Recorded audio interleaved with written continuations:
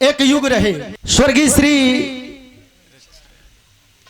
रक्षा गुरु जी के इस कार्यक्रम में आए हुए दूर दराज से भगवान स्वरूप जनता जनार्दन और हमारे सोशल मीडिया के सभी पदाधिकारी और इस कार्यक्रम को बड़े सुंदर तरीके से अंजाम दे रहे बिरहा के बहुत अच्छे कलाकार, शानदार कलाकार जो कि बिरहा को जीवित करने के लिए इतना सुंदर कार्यक्रम करा रहे हैं। आदरणीय हमारे बड़े भैया आदरणीय श्री धनंजय यादव जी के नाम पर एक बार जोरदार ताली हो जा भैया।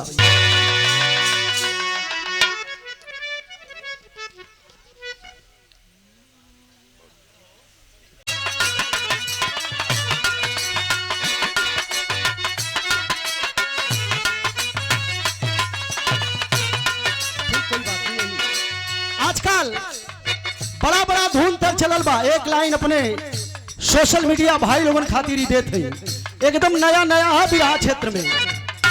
कौने दुल्हा गइल बा, दिन भर कमैले बा, घर में आइल बा तो दुल्ही ओकर मुंह फुला के बैठल बा। दुल्हवा कह लगल का हो कैसन बड़ा नाराज बाड़ू, दुल्हिया मुंह फैलत हूँ। दुल्हा कह रे इतना नाराज भेले का बात है भैया। फिर दुल्हिया मूड़ी इधर घुमा ले लो, तब दुल्हवा जान गई। का जान गई? दुल्हा कहले रहे अरे धानी बोला हमसे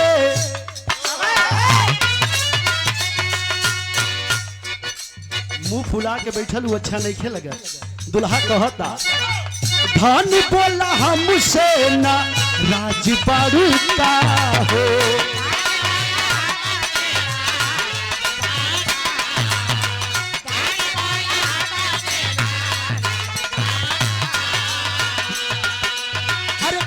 बिना खैले ना आज बारू का हो।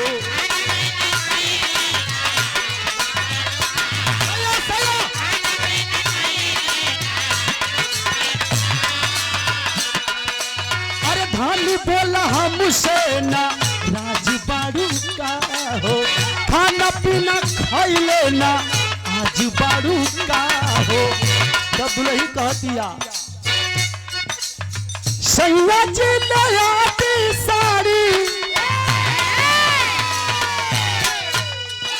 अरे सैया जी नयाती साड़ी, अरे कादल गुलाबी, हाँ गुलाबी गुलाबी, हाँ गुलाबी गुलाबी, जमना में के पेन्हे राउर भाभी, हाँ गुलाबी गुलाबी।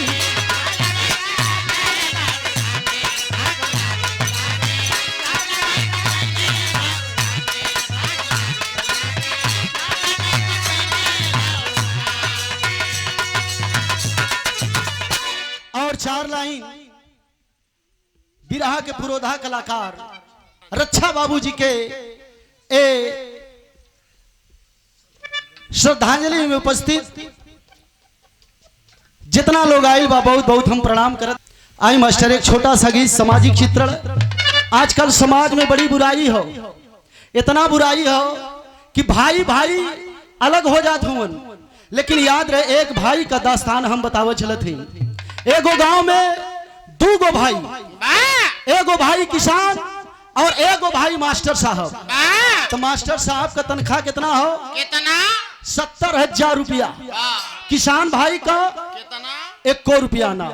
ज्योति बोई मीसी दाई, भगवान से बची तो घर में लेके जाई, घर में परिवार के खैले से बची तो साहूकार के बेची, साहूकार के बेचले के बाद जो पैसा रुपया मिली है पंचो खाद अब बेंगा अब पानी का कुल कटले पिटले के बाद जवन बची हुआ है किसान भाई का तनख्वाह हो।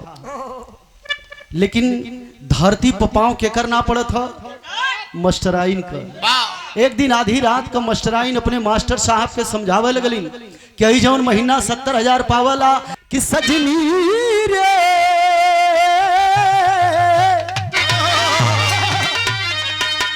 कहलिन कि एक में रही रुपया। ए पगली पैसा चुराओ बदे भाई से कहत है तो सुन। एक में रही रुपया जे चोराई रनिया हो, जे चोराई रनिया हो।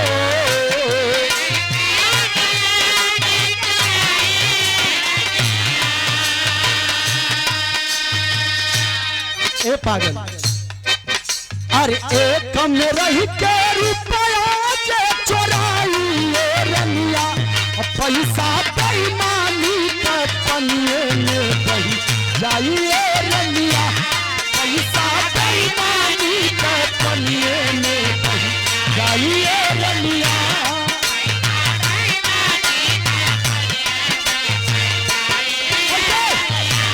एक में रह के रुपया जे चोराई रनिया हो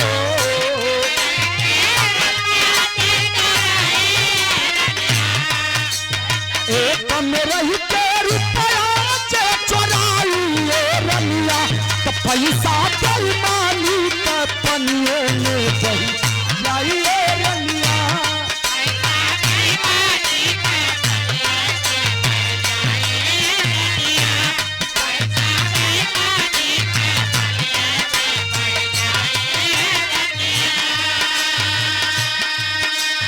हाथ जोड़ के विनती बा भैया मास्टर साहब मास्टराइन के समझावत हुवन भाई से पैसा चोराओ बदे कहत हो देखे बात सुना सुनवैया भैया लोग कवि जी के लेखनी पर गौर करिया जमन ममता में जनमवली हमके माई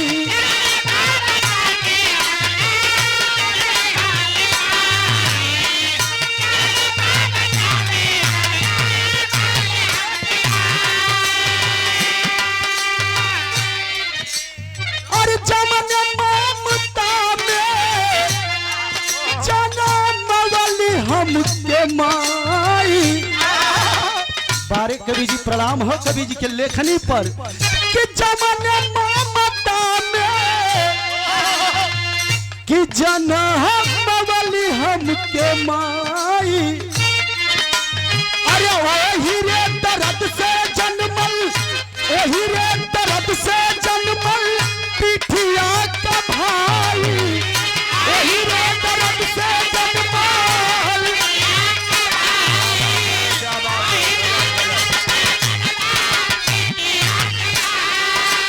अरे भाई कहीं सा जग में जे की खाई रनिया हो भला भला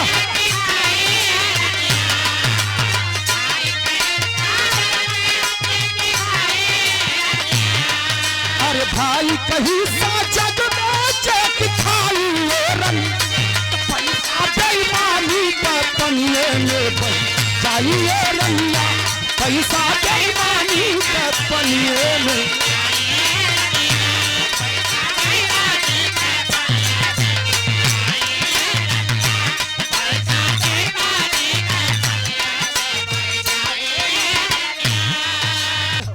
ए पगली जौने दरद से हम जन्मल ही माई के ओत्र से वही दरद से हमार छोटका भाई भी जन्मल है दूसरी बात कल जहां तक चोरी का सवाल है तो चोरा ले लेकिन एक बात सुना का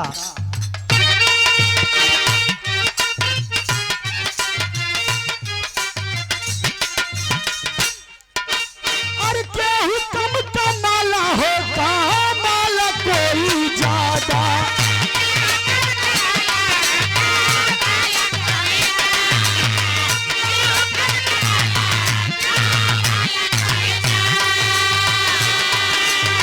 अरे केहू कम कमाला हो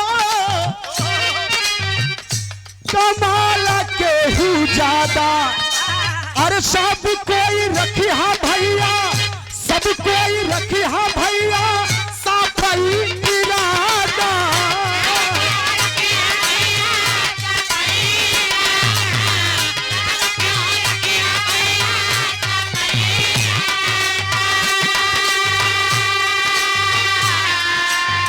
इरादा चाहे समाज के प्रति हो परिवार के प्रति हो इस समाज के प्रति इरादा हो अगर इरादा गंदा हो जाए तो जानत हुआ का होई नरक में जगहियो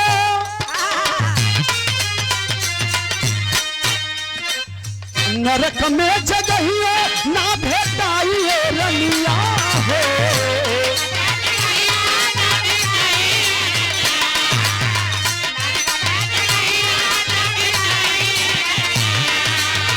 नरक में जगहियो ना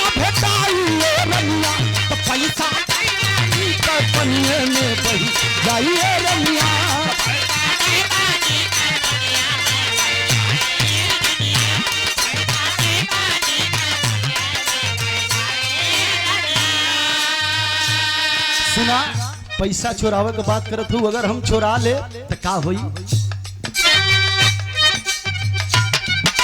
अरे घर भर में पेड़।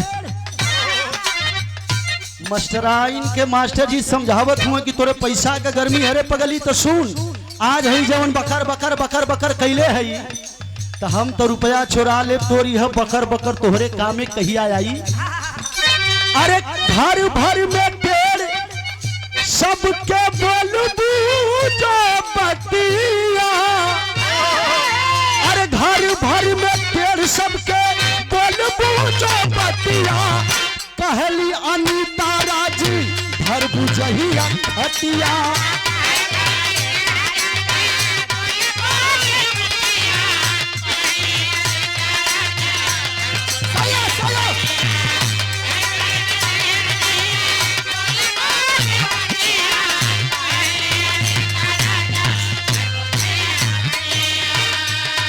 आज जवानी है, बोलला गरियाला, घर के बड़की पतो हूँ, ना मान में रहबू, पता वो दिना चली जब बुढ़ौती आ जाई तो कहू हे बचवा तनी एक लोटा पानी दे दे रे। श्री इरफान भाई सऊदी वाले आपके तरफ से यह 101 रुपया भैया के बहुत बहुत प्रणाम। और शानदार पुरस्कार एमडी म्यूजिक के मलकार महोदय, एमडी स्टूडियो के मालिक महोदय, हमारे बड़े भैया जखनिया बुरहानपुर के धरती से श्री अजीत यादव जी की तरफ से पुरस्कार रहा। भैया के चरणों में प्रणाम, सब भैया लोगों के प्रणाम नमस्कार बा। आखिरी लाइन है, अरे घर भर में पेड़ सबके बोलबू जो बतिया। कहली अनीता राजी धर बुझहिया हटिया।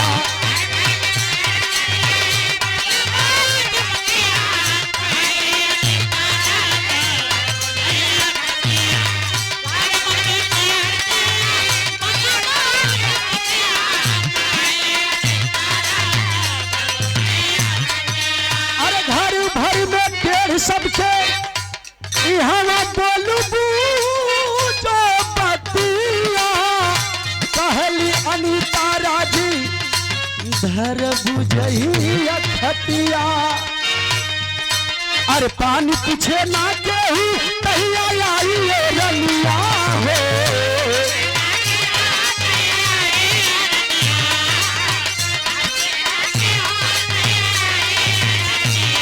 अरे पानी पीछे ना केहू कहिया आई ये रलिया। तो पैसा बेईमानी के पनिए में बह जाई ये रलिया।